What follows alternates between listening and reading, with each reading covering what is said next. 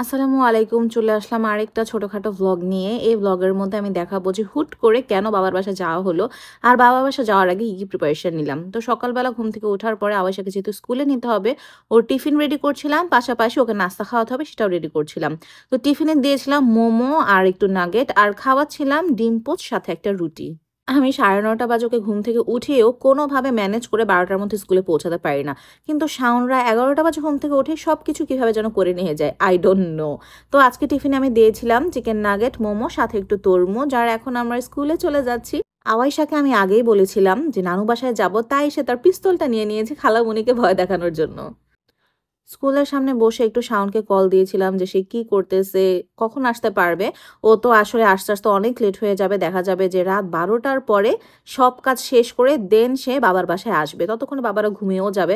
আর আগামীকালকে সকাল উঠে আমাকে আবার চলেও যেতে হবে।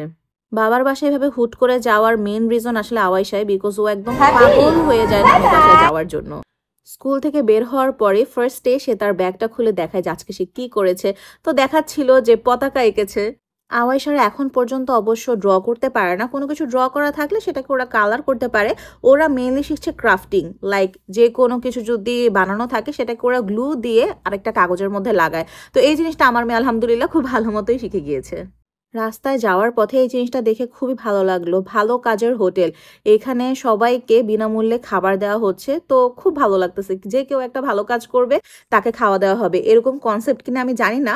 যেটাই হোক, গরিব মানুষজন, অসহায় মানুষজন খাবার খেতে পারছে বিনামূল্যে, সেটাই আসলে অনেক বড় কথা। যারা এটার উদ্যোগ নিয়েছে তাদেরকে অনেক অনেক সাধুবাদ। তো নানু বাসায় চলে এসেছে এবং আসার পরেই তো খালামুনির সাথেই দেখা করতে হবে, বিকজ এটাই তার মেইন উদ্দেশ্য। আর খালামুনি তখন পড়াশোনা করতেছিল, তো টিচার যাওয়ার সাথে সাথেই খালামুনির কাছে সে একদম হামলা দিয়ে বসে পড়ছে। আমি আর লাইবা একসাথে খাওয়া দাওয়া করতেছিলাম, যেহেতু লাইবার এসএসসি পরীক্ষা, এই সময়টুকু বাদে অন্য কোনো টাইমে আমি তাকে ডিস্টার্ব করবো না। আর আজকে কিন্তু এসএসসি পরীক্ষা শেষও হয়ে যাবে, কয়েকদিন পর আবার প্র্যাকটিক্যাল, এর মধ্যে আর ডিস্টার্ব করবো না। একবারে যখন প্র্যাকটিক্যাল পরীক্ষা শেষ হবে তখন আমরা অনেক ঘোরাঘুরি করব। আর বাসায় তো নানু থাকে, নানু আওয়াইশাকে খুবই পছন্দ করে, আর আওয়াইশাও তার বড় মাকে অনেক পছন্দ করে। তার খুব পছন্দ যে নতুন যখন কাউকে দেখে তার যত খেলনা আছে সব কিছু নামিয়ে তাকে শো করবে, বাইক চালিয়ে দেখাবে। বাট এখন যেহেতু নানু বাসায় এসেছে, এগুলো তো কিছু নাই, তো কি করবে, খালামুনির যত মেকআপ আছে সব কিছু নামিয়ে আমার নানিকে সাজিয়ে দিচ্ছিল। বাসায় কোনো বাচ্চা কাচ্চা থাকলে বাসাটা কত লাইভলি থাকে, তাই না? খুব ভালো লাগে আসলে। আওয়াইশাকে আমি একটু ঘুম পাড়িয়েছিলাম, because routine is routine, routine একটু হেরফের করবো না, যেহেতু এখন হেরফের করার সুযোগও নাই, কারণ আমার লাইবাকে একটু স্পেস দিতে হবে ওর পড়াশোনার জন্য।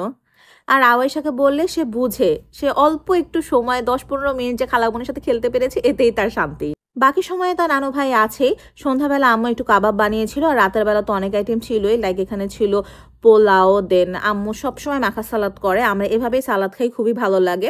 বিফ কাবাব এগুলো সব আম্মুর বানানো। দেন এখানে ছিল রোস্ট, তারপর ছিল গরুর মাংস, এটা একদম ঝুরা ঝুরা হয়ে গিয়েছে বিকজ গরুর মাংসটা গতকালকে রান্না করা হয়েছিল। আমি আম্মু আব্বুর সাথে খাওয়া দাওয়া করে নিচ্ছিলাম, উচিত ছিল হয়তো বা শাওনের জন্য ওয়েট করা, কিন্তু আম্মু আব্বুর সাথে তো আসলে অনেক দিন পরে দেখা করেছি, শাওনের সাথে তো প্রতিদিনই দেখা করি, তাই আম্মু আব্বুর সাথে একসাথে বসে খাচ্ছিলাম। আমি যখনই আম্মু আব্বুর বাসায় যাই এবং আপনাদের সাথে শেয়ার করি যে কি কি খাবার খেলাম, আপনারা সবাই ওই ভিডিওগুলো খুবই পছন্দ করেন এবং অনেক রেসিপি চান, বাট আমার পক্ষে কখনোই পসিবল হয় না। এই জন্য দেখা যায় যে আমি আসার আগে আম্মু আব্বু রান্না করে ফেলে। মা বাবার বাসায় গেলে আমার যে খুব বেশি অ্যাক্টিভিটিস থাকে ব্যাপারটা এমন না, গত বাঁধা সে একই রুটিন, হয়তো বা রান্না বান্নাটা করি না।